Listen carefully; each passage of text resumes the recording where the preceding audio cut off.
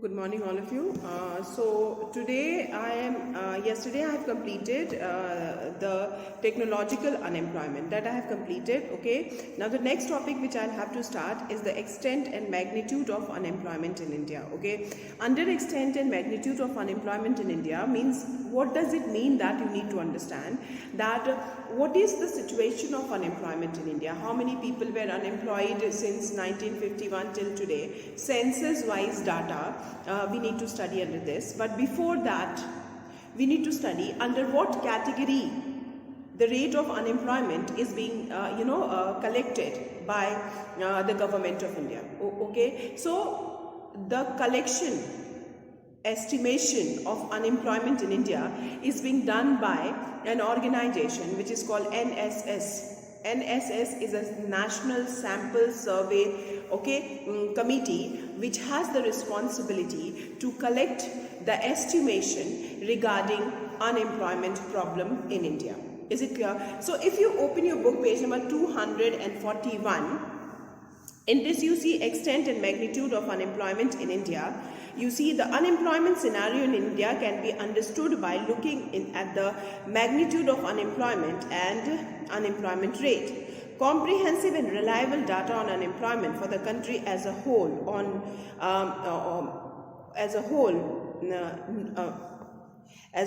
we not available. Okay. Moreover, these data are available with large time lags. Okay. The first thing is given in this one, that to understand the unemployment condition in India, we need to study the magnitude of unemployment and the rate of unemployment. Okay, but one biggest problem is there in India, that whatever estimation of unemployment is done, we don't have a proper and reliable unemployment ratio available in India. Is it clear? And even if it is available with a wide time gap. Okay, then there are large number of openly unemployed person among the educated and skilled person.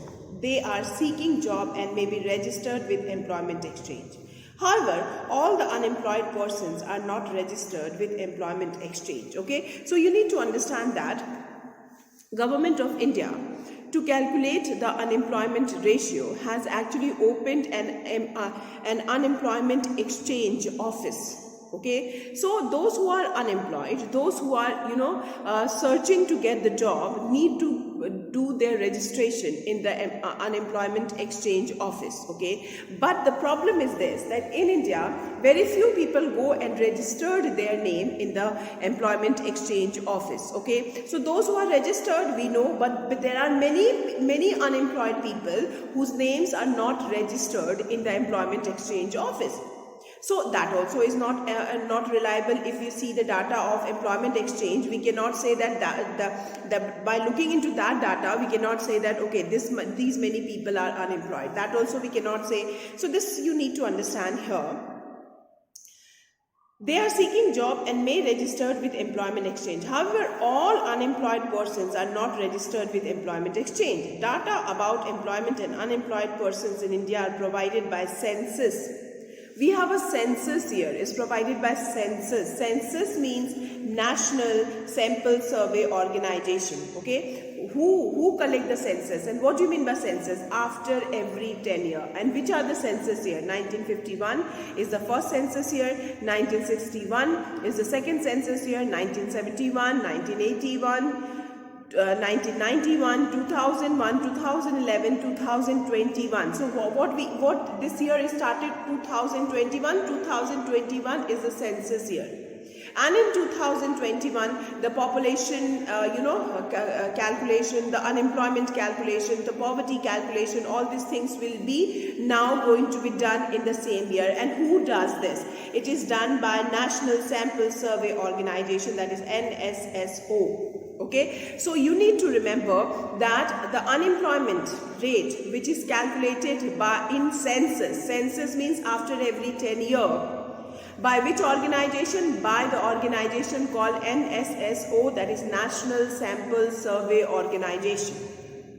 Then Employment Exchange, Central Statistical Organization and Planning Commission are the different organization which has the responsibility to collect the magnitude and estimate of unemployment in India. Which are those organizations? The important one was census, that is National Sample Survey Organization, NSSO. Second is employment exchanges. Third is Central Statistical Organization, that is CSO. And fourth is Planning Commission, which is now changed into Niti Aayog. Is it clear further? The estimates of unemployment made by various agencies are not strictly comparable. We cannot compare them, and we cannot say that like what is collected by Central Statistical Organization is different from National Sample Survey Organization, is different from Employment Exchange. That's why we say that the employment ratio and the rate which is being collected, all right, are not reliable, because data are not comparable, are not same given by all the different organizations. Further, National Sample Survey Organization has evolved standardized concept and definition of unemployment in recent years in the context of the nature of unemployment in India. Okay, so as I told you, that one of the reliable organization who collect the unemployment ratio in India is National Sample Survey Organization. National Sample Survey Organization, to collect the information about unemployment in India, has actually given a proper definition of unemployment. Okay, what are those? You see the last line.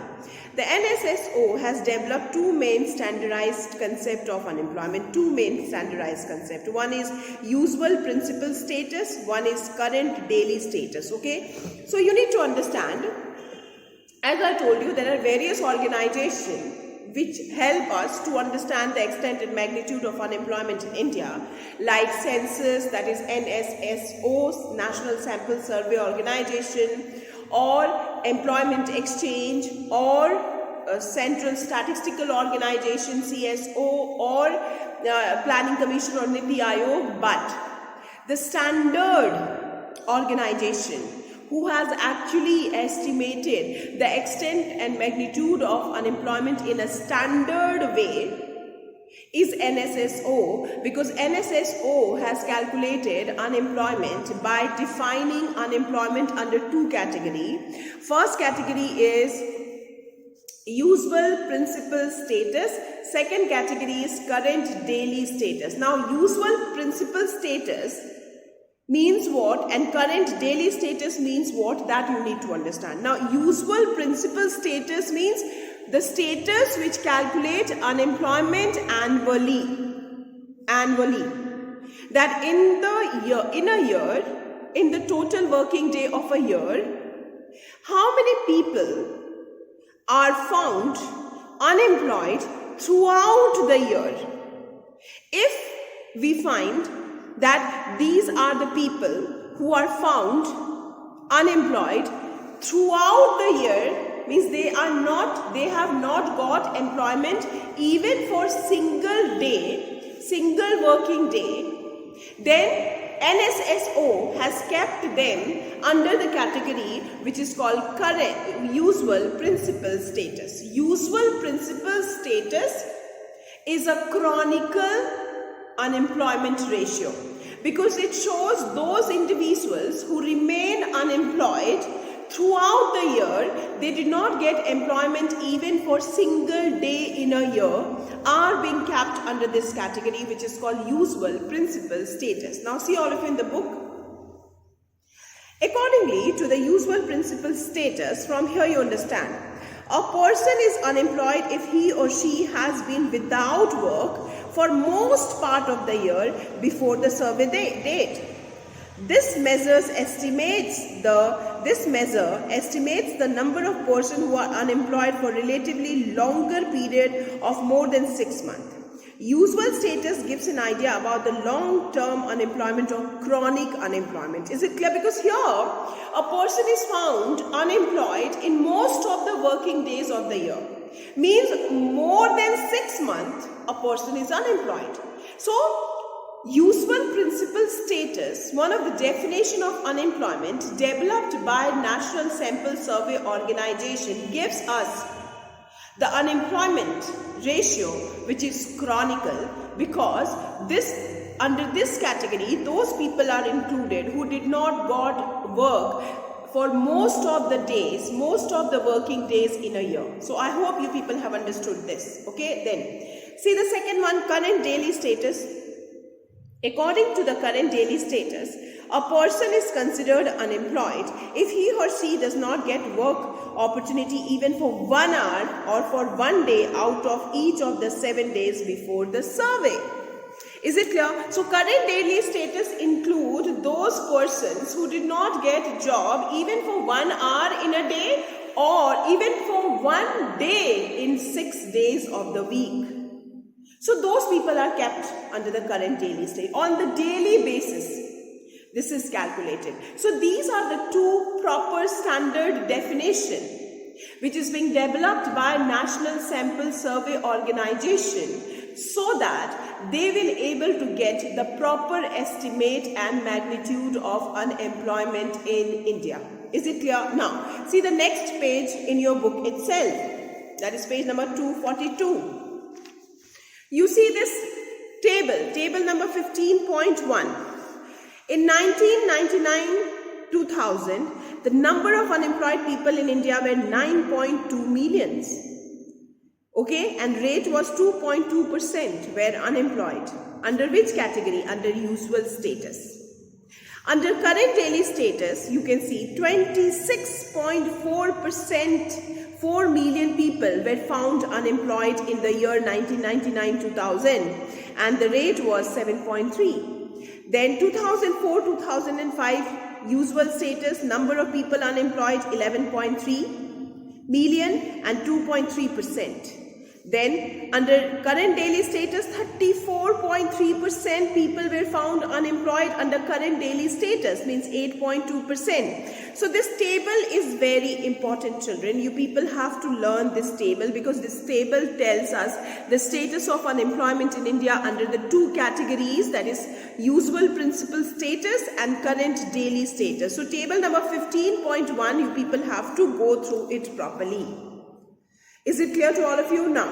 So let me give you notes of extent and magnitude of unemployment in India. Write down the heading, all of you. Extent and magnitude of unemployment in India. Write down the heading fast. Okay, under this now start writing. The unemployment scenario in India can be understood by looking at the estimate and magnitude of unemployment in India. I am repeating again. The unemployment scenario in India can be understood by looking at the extent and magnitude of unemployment ratio in India. Full stop. Then write. We don't have a comprehensive and reliable data. We don't have a comprehensive and reliable data available with us about the extent and magnitude of unemployment in India. Second fact. Full stop. Then after that, although there are certain organizations who conduct the survey,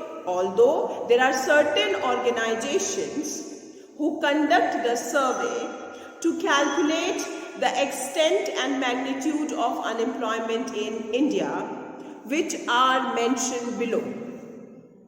Give a dash and write. Number 1, census, comma, NSSO, then write down the full form, National Sample Survey Organization. First. Second, employment exchanges. Third, CSO, that is Central Statistical Organization. And fourth, Planning Commission, which is replaced by Niti Aayog. Okay, so these are the 4 different organizations who conduct survey to get the estimate and magnitude of unemployment problem in India. Okay, so 3 facts I gave you. Now change the paragraph. National Sample Survey Organization has actually developed 2 standard definitions.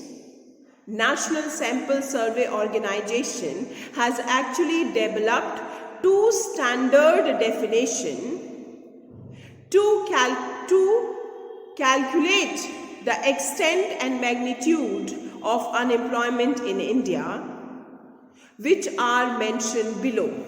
Number 1, write usual principal status. Number 1, and write on the meaning of usual principal status. Right. According to usual principal status, comma, a person is unemployed. A person is unemployed if he or she has been without work for most of the working days of the year. If a person is unemployed if he or she has been without work for most of the working days of the year before the survey date. Before the survey date. Full stop. Full stop. Then change the paragraph. Then write, under this category, those persons are included who are unemployed for longer period, that is for more than six months. Under this category, those people are included who are unemployed for longer period, that is for more than 6 months. Full stop. Then write, this type of unemployment is chronic and open in nature. This type of unemployment is chronic and open in nature. Second, write, current daily status. Current daily status. Under this you write, according to this status, a person is considered unemployed if he or she does not get work opportunity even for 1 hour or even for 1 hour in a day or even 1 day out of 6 days of the week before the survey. Full stop. Okay, then after writing this, you people have to write table number 15.1, children. Is it clear? Then tomorrow I am going to discuss consequences of unemployment. Then I am going to discuss causes of unemployment. In this chapter, most of the things are there in your syllabus. So I am going to discuss that what are the consequences of unemployment and what are the causes of unemployment. Okay, and day after tomorrow I am going to do the last topic of the chapter, that is measures to correct the problem of unemployment in India. For today only this much. Thank you, children.